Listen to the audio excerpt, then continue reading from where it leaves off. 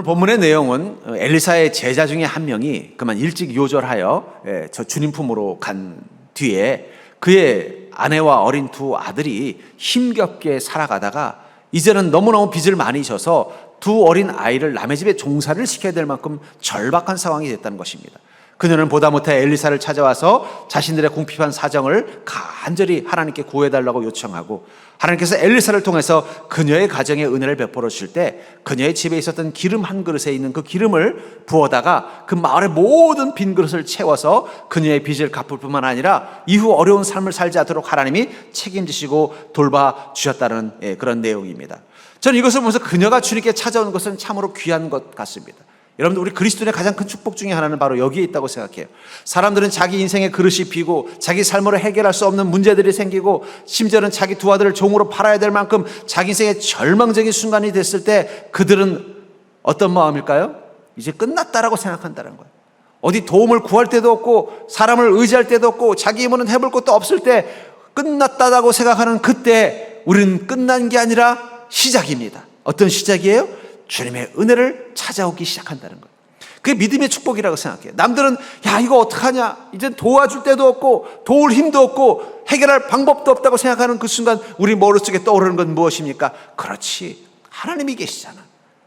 주님께 이 문제를 가지고 나가자. 적어도 이 여인은 그 순간 자신의 인생의 문제, 자기의 힘으로는 해결할 수 없는 이 궁핍의 시간들을 하나님의 은혜로 구할 줄 알고 달려왔다라는 것입니다. 그런 의미에서 우리의 믿음을 아시는 주님께 우리의 궁핍함을 가지고 나아가는 것은 중요한 것일 것입니다. 본문 1절에도 보면은 당신의 종이 여호와를 경외하는 줄 아나이다.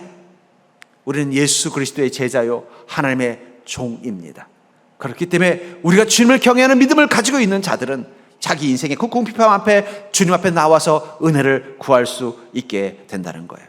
그리고 주님은 이 여인의 그 궁핍함을 채워주신 것처럼 우리 인생의 빈 그릇, 빈 항아리와 같은 인생의 곤란함과 그 궁핍함 가운데 주의 은혜를 가득 채워주심을 통해서 우리의 하나님됨을 보여주신다는 것입니다.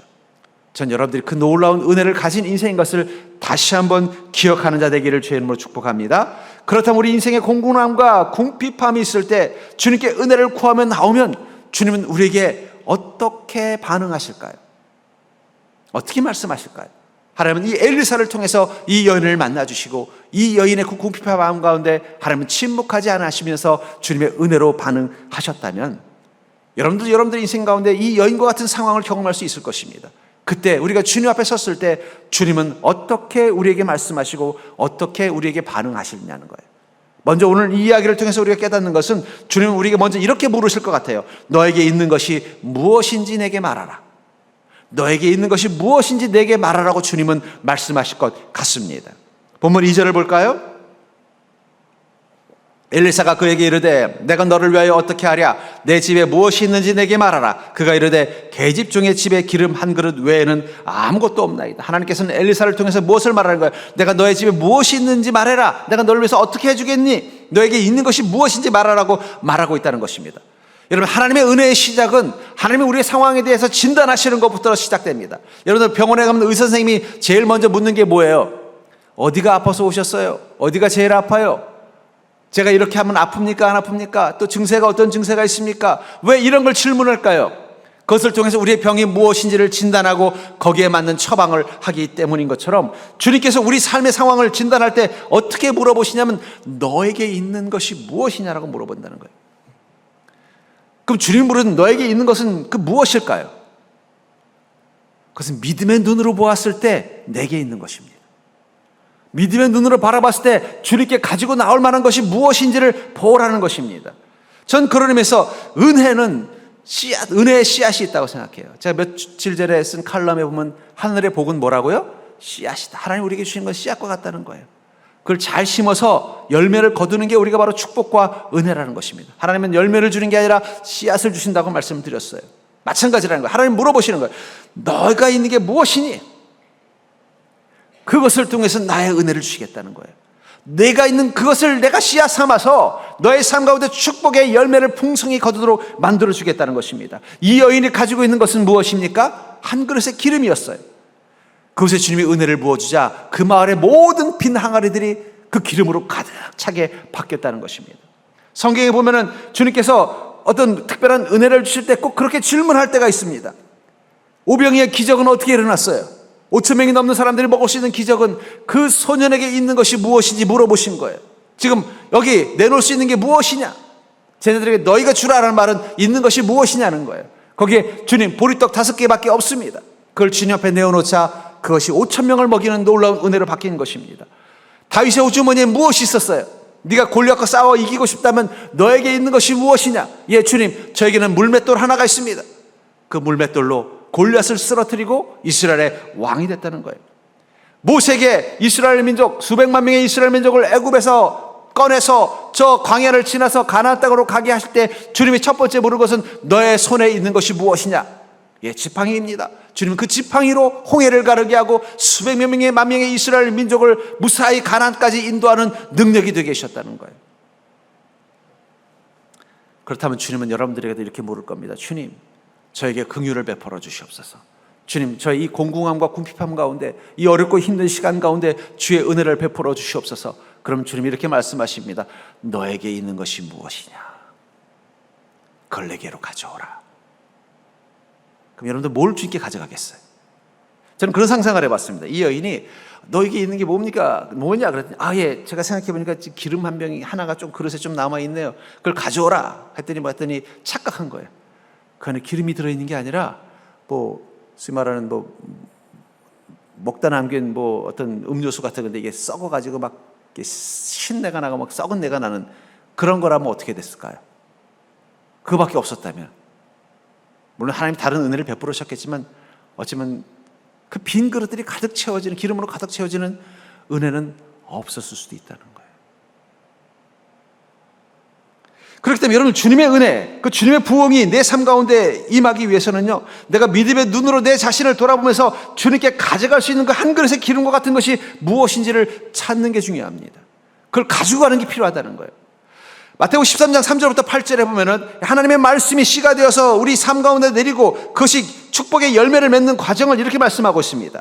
예수께서 비유로 여러 가지를 그들에게 말씀하여 이르시되 씨를 뿌리는 자가 뿌리러 나가서 뿌릴새 더러는 길가에 떨어짐에 새들이 와서 먹어버렸고 더러는 흙이 얕은 돌밭에 떨어짐에 흙이 깊지 않냐므로 곧 싹이 나오나 해가 돋은 후에 타서 뿌리가 없었으므로 말랐고 더러는 가시떨기 위에 떨어짐에 가시가 자라서 기운을 막았고 더러는 좋은 땅에 떨어짐에 어떤 것은 100배 어떤 것은 60배 어떤 것은 30배의 결실을 하였느니라. 저는 이 말씀을 들으면서 이 씨앗이 뿌려진 4가지 조건, 어쩌면 그것이 우리 안에 다 있는 것들일 수도 있다는 거예요. 길가와 같은 것, 가시떨기와 같은 것, 그건 돌밭과 같은 것, 그것을 주님께 가져가 봤자 거긴 열매가 맺지 않습니다. 축복의 열매가 임하지 않는다는 거예요. 좋은 땅과 같은 것을 가져가야 돼요. 믿음으로 주님 앞에 가지고 갈 수 있는 것이 있다는 거예요. 어쩌면 그것은 우리 믿음의 태도, 혹은 우리가 믿음 가운데 우리가 갖는 선한 생각, 선한 마음, 선한 삶의 태도, 우리의 신앙생활도 들어갈 수 있을 것입니다. 그것을 가지고 주님을 만나셔야 돼요. 내가 기도하면 막 은혜가 임하고 기도할 때마다 성령의 깊이가 느껴지고 기도할 때마다 성령의 임재가 느껴진다면 여러분들이 인생의 궁핍한 가운데 주님을 향해 갈 때 빈손으로 가시면 안 되고 기도라는 한 그릇에 그 기름을 가지고 가셔서 기도하셔야 된다는 거예요.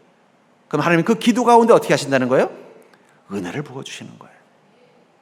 나는 주님의 말씀을 듣고 묵상하며 그 말씀대로 실천하는 게 내게 설렘이 되고 기쁨이 된다면 인생의 궁핍함이 있을수록 더욱더 말씀을 사모하고 그 말씀을 따라 살아가려고 끊임없이 애를 쓰고 날마다 주야로 그 말씀을 묵상하면서 사십시오. 아마 여호수아는 그 말씀이 그에게 좋은 땅이었던 것 같아요. 그리고 하나님 뭐라고 말씀하시는 거예요? 너는 좌로나 우로나 치우치지 말고 내 율법을 주야로 묵상하라고 말씀하신 것은 그게 바로 그에게 좋은 땅이기 때문입니다. 그게 바로 그가 가지고 있는 기름 한 그릇이기 때문이라는 거예요. 그것에 은혜와 능력을 부어준다는 거예요. 나는 주님을 기쁨으로 섬기고 내 수고를 다해서 주님을 섬기는 게 기쁘다면 곤궁할 때 궁핍할 때 더 주님을 기쁨으로 섬기는 자가 되기를 주의 이름으로 축복합니다. 주님은 그것에 은혜의 열매를 맺어줄 거라는 거예요. 나는 복음을 전하고 사람들에게 예수 믿으라고 전달하는 게 더 좋다면 내 인생의 문제 때문에 근심되고 한숨되고 사람 만날 때마다 힘들고 지치더라도 복음 전하는 일을 멈추지 않기를 바랍니다. 그게 바로 그것이 바로 좋은 땅이 되기 때문이라는 거예요. 전 그런 의미에서 믿음 생활은 내 안에 좋은 땅과 같은 그 생각과 생각과 또 어떤 태도를 찾아서 그것을 가지고 주님께 오는 것입니다. 그러니까 여러분들 내 인생에 궁핍할수록 여러분들도 더욱더 주님 앞에 순전한 믿음을 가지고 주님과 함께 동행하는 삶을 사셔야 돼요. 그게 바로 그곳에서 주님이 주신 그 은혜가 자라는 좋은 땅이 되기 때문이라는 거예요.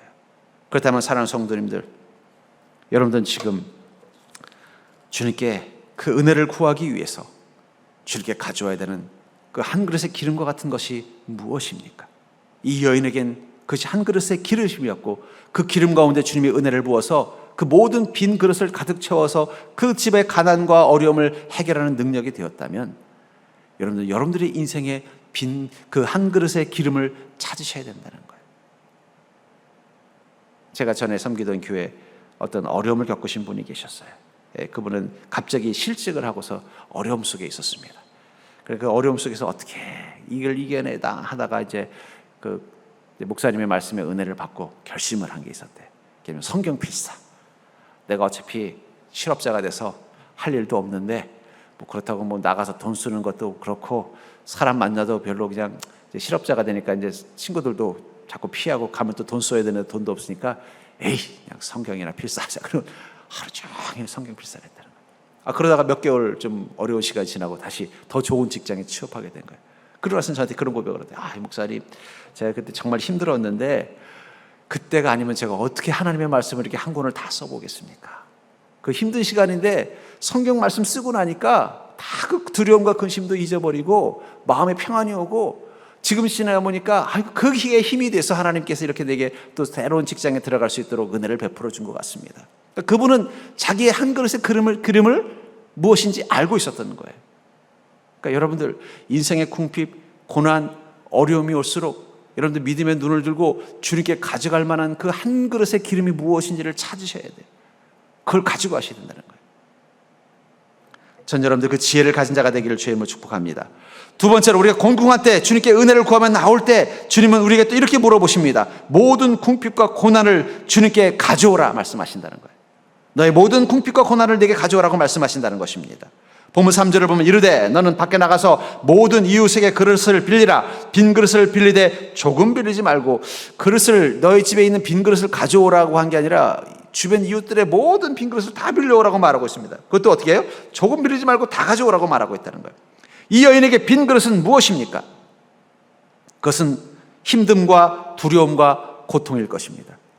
처음에는 그 여인의 집에 있는 그릇들도 채워져 있었을 거예요. 남편이 살아서 있을 때 그래 나름대로 생활이 가능할 때는 그 그릇들마다 쌀도 가득했을 것이고 기름도 가득했을 것이고 과일도 가득했을 것이고 고기도 들어있었을 것이고 또 비상금도 한쪽 항아리 속에는 가득가득 들어있었을 것입니다.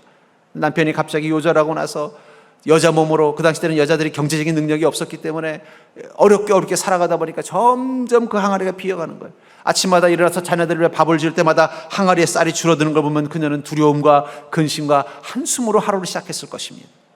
그녀에게 빈 그릇은 공포요 트라우마예요.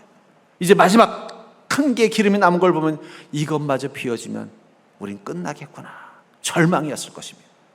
근데 주님은 뭐라고 말씀하시는 거예요? 너를 두렵게 만들고 근심되게 만들고 절망하게 만들었던 그 빈 그릇을 가져오되 네 것만 가져오지 말고 이웃들 것도 다 가져오라는 거예요.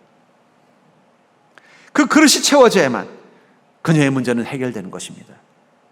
거기 기름이 채워져야 빚을 갚고 거기 쌀이 채워져야 이 굶주림을 이기고 거기에 돈이 채워져야 아들들을 키울 수 있는 것입니다.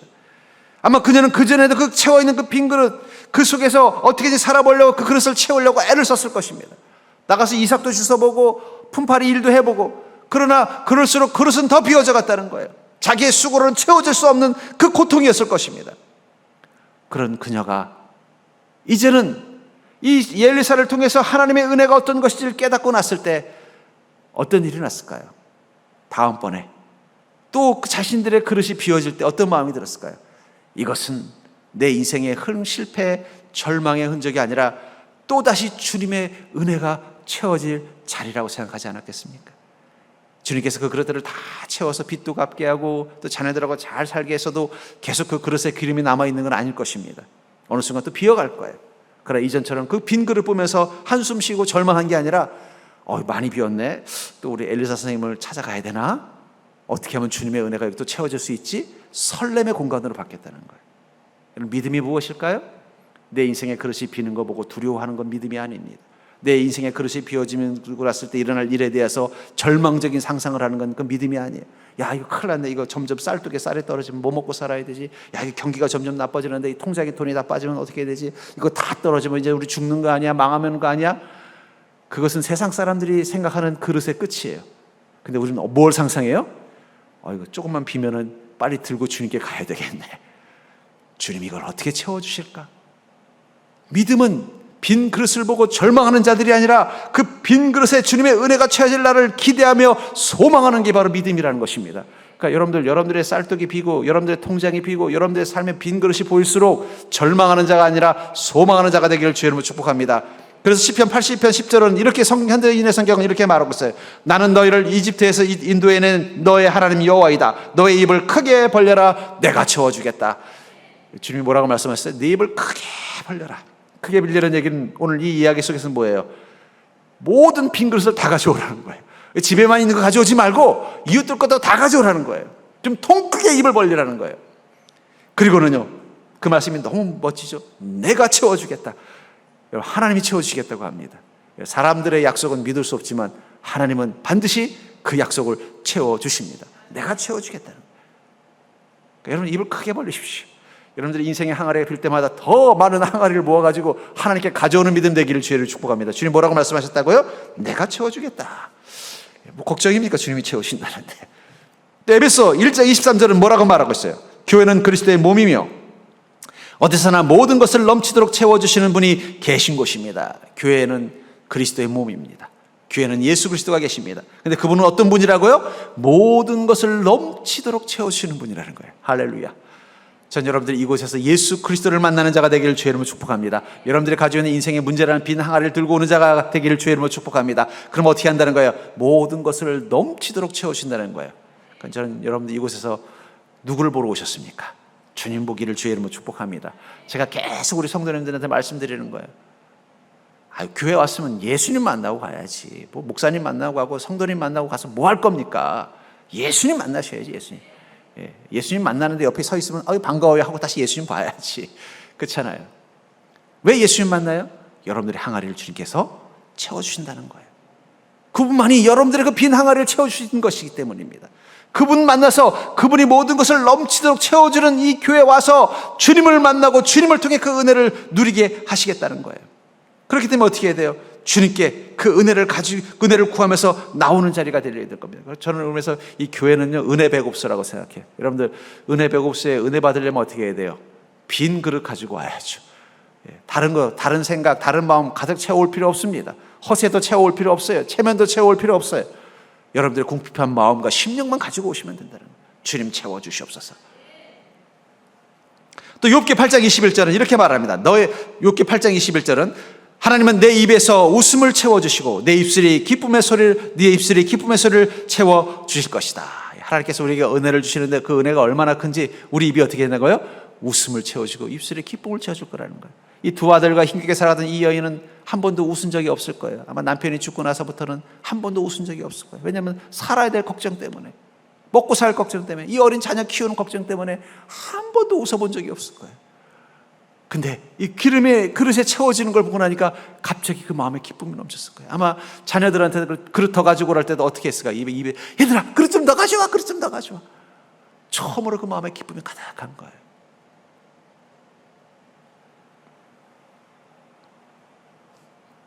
여러분들, 주님의 은혜가 임하면요, 우리 마음의 기쁨이 가득합니다. 왜냐하면 우리 안에 확신이 생긴 거예요. 주님만 만나면 어떠한 내 인생의 빈 그릇도 채워지는구나. 나를 지금까지 두렵게 만들었던 그 빈 그릇, 나를 정말 고통스럽게 만들었던 그 그릇이 비어가는 시간들, 내가 왜 이것들 때문에 절망하고 있는가? 주님만 만나면 그것들이 다 채워질 거라는 확신이 생기자 그녀의 입술에는 기쁨이, 그녀의 입에는 웃음이 가득하게 됐을 것입니다. 또 요한복음 2장 7절은 이렇게 말합니다. 하나님이 하인들에게 항아리마다 물을 가득 채워라 하시자 그들은 아구까지 물을 가득 채웠다. 이 수가성 여인에서 물을 포도주로 바꾼 사건 가운데서 주님 뭐라고 말씀하세요? 항아리마다 물을 가득 채워라 명령하신다. 어찌 보면 믿음은 그런 것입니다. 여러분, 믿음은 우리 인생의 빈 항아리에 주님의 은혜를 가득 채우기 위해서 가지고 오는 것입니다. 근데 주님께서 우리가 그 믿음 가지고 그 빈 그릇을 채워달라는 은혜를 기대를 가지고 왔더니 주님이 포도주는 안 채워주시고 물을 채우시라고 명령하실 때가 있다는 거예요. 아마 이 하인들 속에서 그랬을 거예요. 아니, 예수님 뭘 잘못하시나? 지금 물이 부족하다는 게 아니라 포도주가 부족하다는데 왜 물을 채우라고 하시지? 예수님 생명인가? 이런 생각을 했을 수도 있다는 거예요. 여러분, 하나님께서 우리에게 은혜를 베풀으실 때 정말 우리의 빈 그릇의 부분, 그 포도주가 비었으면 포도주를 채우라고 말씀하셔야 되는데 엉뚱하게 물을 채우라고 할 때가 있습니다. 아니, 하나님, 저한테 지금 문제가 되는 건 이겁니다. 이걸 해결해 주셔야죠. 저의 이 고통은 이겁니다. 이걸 해결해 주셔야죠. 근데 주님 엉뚱한 것을 채우라고 말씀하실 때가 있다는 거예요. 그때 바로 믿음이 작동하는 것입니다. 분명히 포도주가 필요한 이 잔치, 포도주가 비어서 어려워진 이 잔치, 그들이 그 채워야 될 빈 그릇은 포도주를 담는 항아리였을 것입니다. 근데 주님은 무엇을 말씀하셨어요? 물동이를 가져오라는 거예요. 물을 채우라는 거예요. 근데 하이드는 어떻게 했습니까? 가득 채우라는 그 명령 앞에 순종해서 가득 채웠어요. 그 중에 하나 고약한 하인이 있었다면 어떻게 했을까요? 아니, 예수님 포도주가 비었다고 분명히 마리아가 말하는데 잘못 알아들으셨나 보다. 어차피 이 물 가득 가져가 봤자 아이고 내가 말 잘못했다. 갖다 버리고 포도주 가져오라고 할 수 있으니까 물을 3분의 1만 담아가자. 이런 친구가 있었으면 어떻게 됐을까요? 그 항아리에는 포도주가 가득 차지 않았을 것입니다. 아니, 그 물은 그냥 포도주가 되지 못하고 물이 됐을지도 몰라요. 근데 다른 하인들은 다 어떻게 했어요? 주님이 아니, 이상하다. 분명히 포도주가 떨어졌는데 왜 물을 채우라고 하시지? 하지만 주님이 명령하셨으니 순종해야지 하면서 물을 가득 채워가지고 쩔쩔쩔 매면서 예, 주님 물 가져왔습니다. 해당자에게 갖다 주라. 아니, 이 물 포도주 달라고 그랬는데 물을 갖다 줘야 되나? 그래서 주님이 명령하셨으니까 아이고 회장님 이거 예수님이 갖다 주라고 해서 가져왔습니다. 그 순간 자기가 들고 온 게 물인 줄 알았는데 뭐가 된 거예요? 포도주가 된 것입니다. 그게 믿음이에요. 주님은 우리에게 포도주를 가득 채우라고 명령하지 않고 물을 가득 채우라고 명령하실 때가 있다는 거예요. 아니, 주님, 제 항아리에 비어있는 것은 포도주입니다. 제 항아리에 비어있는 건 우리 가족들의 문제예요. 제 항아리에 비어있는 건 지금 내 살림살이의 문제입니다. 근데 주님은 엉뚱한 걸 채우라고 말씀하실 때가 있다는 거예요. 그때 우리 믿음이 필요한 거예요. 주님이 가득 채우라고 했으면 이게 더 궁핍한 건가 보지, 이게 바로 내 빈 항아리인가 보지, 그걸 들고 가셔야 된다는 거예요. 그럼 어떻게 돼요? 그것은 물이 포도주가 되듯 내게 정말 궁핍한 것들이 채워지는 기쁨과 은혜를 누릴 수 있게 된다는 것입니다. 저는 여러분들 주님께 왔을 때 주님이 무엇을 명령하시던 거기에 순종할 수 있는 믿음 되기를 주의 이름으로 축복합니다. 내가 지금 포도주가 없어서 괴롭더라도 주님이 물을 채우라고 하면 물을 채우라는 거예요. 이 여인도 그랬을 거예요. 아니, 기름 한 병 있다고 이거 채우라고 하는 건 알겠지만 이웃것까지 굳이 이웃것까지 가지고 오라고 하시나, 이런 마음이 들었을 거라는 거예요. 그럼에도 불구하고 그걸 가져와서 채웠을 때 그것에 기름이 가득 채워졌다는 것입니다. 세 번째로, 우리가 곤궁할 때, 주님께 은혜를 구하며 나올 때 주님은 우리에게 어떻게 말씀하실까요? 모든 것을 맡기는 믿음이 모든 그릇을 채운다라고 말씀하실 거라는 거예요. 모든 것을 맡기는 믿음이 모든 그릇을 채운다고 말씀하신다는 것입니다. 본문 5절과 6절을 보시면, 여인이 물러가서 그 두 아들과 함께 문을 닫은 후에 그들은 그릇을 그에게로 가져오고 그는 부었더니 그릇에 다 찬지라. 여인이 아들에게 이르되 또 그릇을 내게로 가져오라 하니 아들이 이르되 다른 그릇이 없나이다 하니 기름이 곧 그쳤더라. 문을 닫고 어떻게 한 것입니까? 뭐라고 말해요? 문을 닫아라. 그리고 방 안에 있는 이미 빈 그릇들, 그 여인의 집에 있었던 그릇들, 또 이웃으로부터 끌려 가져온 그릇들이 가득 있었을 것입니다. 그리고요, 원래 가지고 있었던 그 한 그릇에 그 기름을 붓자 마치 수도꼭지에서 물이 나오듯 계속 그 작은 그릇에서 기름이 계속 나오는 거예요. 그러더니 빈 그릇들마다 가득 채워진 것입니다. 거기 보면 그들은 그릇을 그에게로 가져오라고 하니까 가져왔습니다. 여러분, 우리는 주님께서 가지고 오라고 하는 이 작은 그릇을 주님께 가져가는 것입니다. 그리고 가져가면요, 주님께서 그것을 가져온 그것에, 맡긴 그것에 은혜를 채워주는 것이 바로 오병의 기적이며 이 그릇이 채워지는 은혜인 것입니다. 여러분들의 인생 가운데 주님의 은혜가 채워지는 그것은 바로 하나님께서 행하시는 은혜와 능력이라는 것입니다. 거기서 우리는 가져오라는 그 명령 앞에 순종하는 믿음만 있으면 되는 거예요. 빈 그릇을 맡긴다는 것, 그것은 바로 가져오라는 그 명령 앞에 순종하는 믿음일 것입니다. 근데 여기 이 엘리사를 통해서 하나님 뭐라고 말씀하셨어요? 이 이웃들의 모든 그릇을 다 가져오라고 한 거예요. 근데 아들들이 나가서 보니까 뭐 그릇들이 좀 있긴 있더라고요. 그래서 가져왔어요. 근데 한 집에 갔더니 그래, 우리 집에 빈 그릇은 저 뒤에 장독대에 있는 큰 항아리밖에 없는데 그거라도 빌려줄까? 그래서 아들이 가봤더니 이게 뭐냐, 사람 키만한 장독대가 있는 거예요. 항아리가 있는 거야. 이걸 어떻게 가져가지? 이게 너무 무거워서 못 가져가겠는데?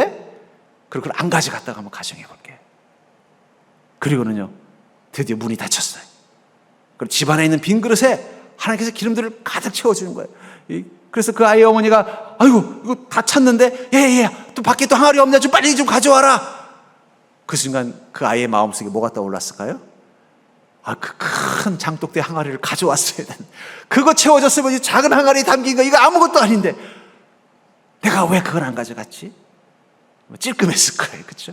아니, 어쩌면 그 집에 크고 작은 빈 그릇들이 있었을 것입니다. 그걸 다 가져왔다고 생각했어요. 근데 정작 자기 집 뒤에 장독대 항아리가 하나 비어 있었다는 건 깜빡 잊었을지도 몰라요. 그걸 전혀 생각하지 못하고 있었던 것입니다. 그리고는 마지막 빈 그릇까지 그 기름이 다 차고 이제 원래 가지고 있었던 그 그릇의 기름이 멈춘 순간, 그때서야 아이고 뒤에 있었던 큰 항아리가 비어 있었는데 내가 왜 이걸 주님께 안 가지고 왔지? 후회할지도 모른다는 거예요. 그래서 주님 뭐라고 말씀하시는 거예요? 모든 것을 맡기는 믿음을 가지고 오라는 거예요. 여러분들, 우린 주님의 은혜를 사모하는 자입니다. 그렇다면 주님의 은혜가 채워져야 될 그 빈 그릇을 다 가지고 오셔야 돼요. 근데 우리도 모르게 이건 주님이 해결 못 해주셔, 이런 걸 어떻게 주님께서 해결해 주겠어, 이런 마음이 있어서 아예 그 항아리 자체는 있는 것조차 주님께 말하지 않는 신앙이 있다는 거예요. 또 어떤 사람은 자기 인생의 그 빈 항아리, 빈 그릇이 주는 절망과 고통을 느끼면서도 정작 내게 이 고통을 주는 그 큰 항아리가 비어있다는 것을 까맣게 잊어버리고 다른 작은 항아리만 가져와서 주님 이것 좀 채워주세요, 이것 좀 채워주세요. 정말 채워져야 될 그 항아리, 그것은 생각지조차도 못하는 믿음으로 사는 사람도 있다는 거예요. 그게 채워져야 은혜의 풍성함을 누리는 것입니다. 맨날 물컵 같은 장아리만 잔만 가져와서 요거 좀 채워주세요.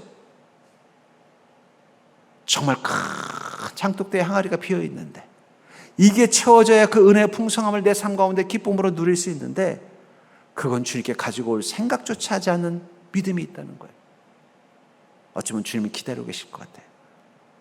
네가 아직 가지고 오지 않은 그 항아리, 정말 너를 본질적으로 절망하게 만들고 본질적으로 인생을 힘들게 만들고 본질적으로 인생에 대해서 행복하지 못하게 만드는 그 항아리를, 비록 그것을 가지고 오는 것이 힘들고 버거울지라도 어떻게 해서든 기억해내서 그것을 내게로 가져오라고 말씀하신다는 거예요. 여러분들에게는 그 항아리가 있습니다.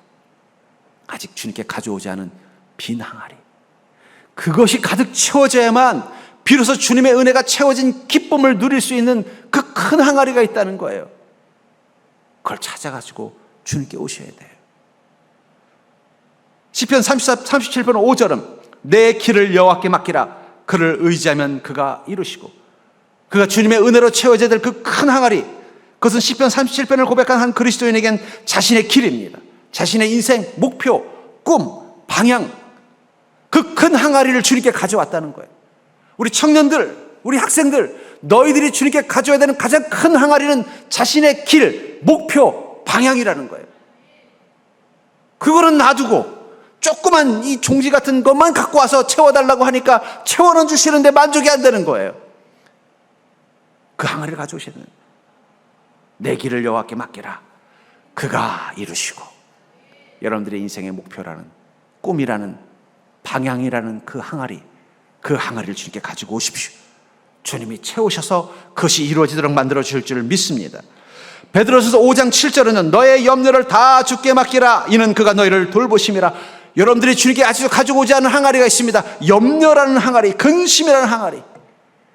어떤 성도님들은요, 교회 오기 전에 침상에 누워서 아이고 어떡해 막 근심하고 있다가 교회 와요. 와서는 또 아멘하고 은혜 받고 돌아가서 또 누워서 아이고 어떻게 하시는 분이 있습니다. 역시 여기 계신 분들 중에 그런 분 있으면 한번 자진 납세하듯 손 한번 들어보십시오. 그분은 어떤 항아리를 안 가지고 온 거예요? 염려는 항아리를 안 갖고 온 거예요.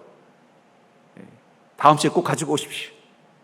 그게 채워지면 이제는 아이고 어떻게 안 돼요.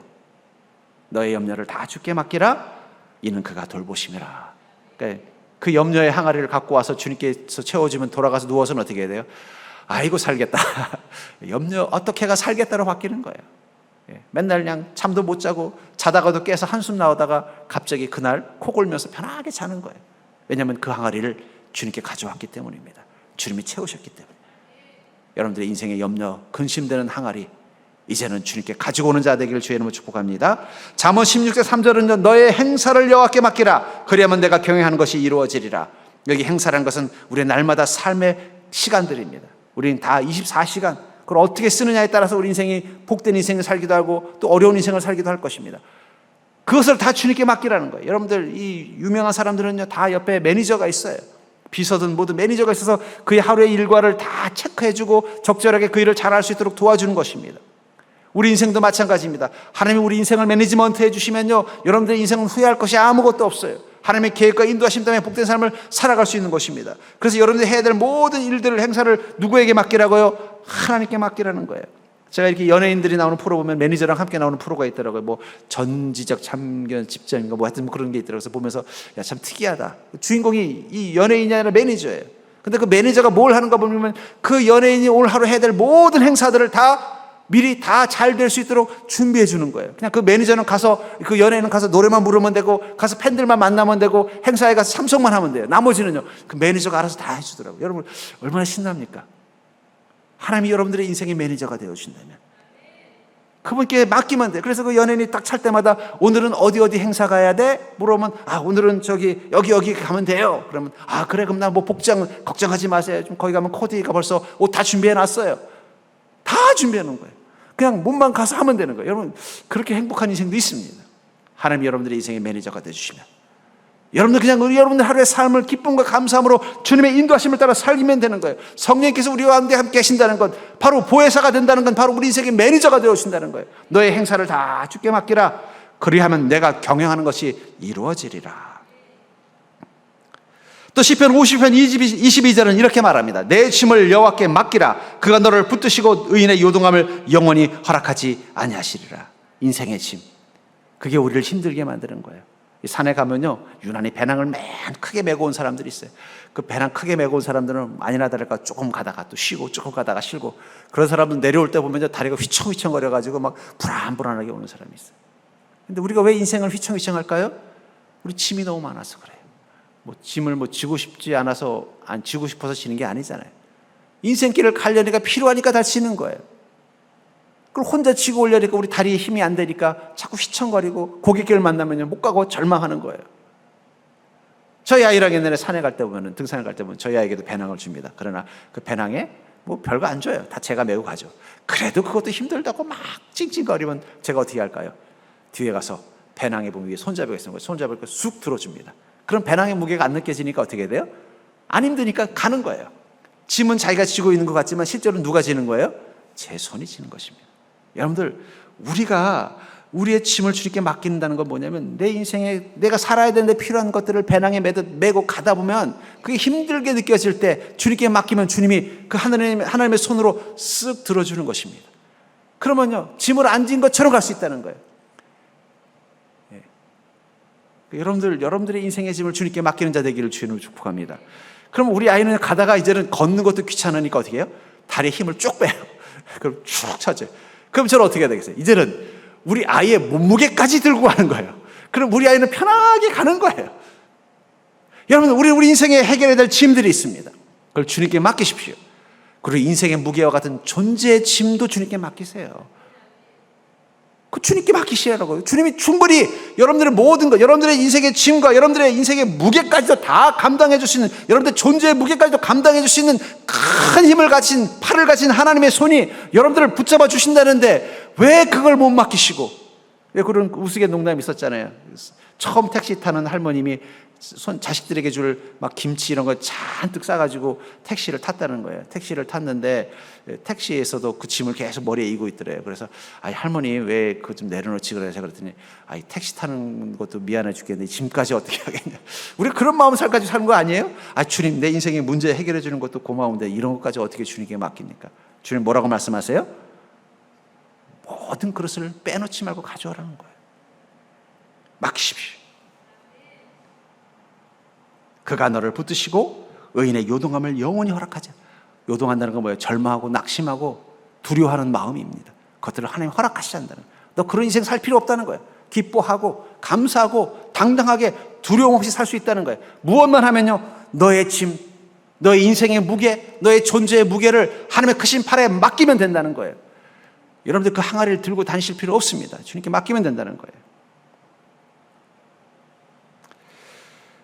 우리는 우리 인생 속에 비어가는 것들이 점점 근심되게 하는 시간을 살고 있습니다. 세상 돌아가는 거 보면 점점 우리 항아리가 빌 것 같이 느껴져요. 아직 비지도 않았는데 벌써 걱정들 하고 있죠. 이러다가 또 빚 떠지면 어떡하나, 이러다가 또 망하면 어떡하나, 막 근심이 막. 저는 이 여인이 찾아온 시점을 한번 상상해 봅니다. 그녀는 언제 찾아왔어요? 자기 집 항아리가 비다. 이제는 요 그릇에 있는 기름까지 비면은 끝난다고 생각한 그 시점에서야 하나님을 만나러 왔다는 거예요. 그전엔 자기 힘으로 어떻게든지 그 빈 그릇을 채워보려고 막 몸부림치고 애쓰고 밤마다 잠 못 자고 근심하고 걱정하다가 아이고 이제 난 못하겠다. 이건 내가 할 수 있는 게 아니구나. 우리 아들마다 종으로 팔려나가야 되는 이 절망적인 순간이 되어서야 주님을 찾아왔다는 거예요. 일찍 찾아왔으면 어떻게 됐을까요? 하나님이 너무 빨리 온 것 같다. 좀 더 있다 와라 이렇게 하실까요? 아닐 것입니다. 일찍 찾아왔으면 자기 인생의 항아리가 빈다고 근심할 필요가 없었는데, 일찍 찾아왔다면 자기 아들들이 종으로 팔려갈 것 같은 청천벽력 같은 소리 들을 이유가 없었는데, 문제는 자기 힘으로 그 그릇을 채워보려고 발버둥 치다 자기 힘으로는 도저히 안 될 때 되어서야 비로소 주님 찾아왔다는 거예요. 그래도 주님이 그 항아리 다 채우셨다는 거예요. 그렇다면 사랑하는 성도님들, 세상이 지금 비어가는 것처럼 느껴질 때 이때 주님을 찾아가십시오. 한 개든 두 개든 비어있는 그 항아리 가지고, 그릇 가지고 주님 만나러 가십시오. 여러분들이 이 세계에 비어있는 모든 것들을 다 주님께 가져가시면 주님은 그것을 채워주실 것입니다. 우리의 믿음이 그 항아리를 가져갈 수 있는 믿음만 있으면 하나님은 그것을 채워서 우리 인생의 근심들이 더 이상 내 삶 가운데 없도록 은혜를 베풀어 주실 것입니다. 이제 여러분들의 인생의 모든 것들을 주께 맡기고 나아가는 귀하고 복된 걸음 되기를 주의 이름으로 간절히 축원합니다.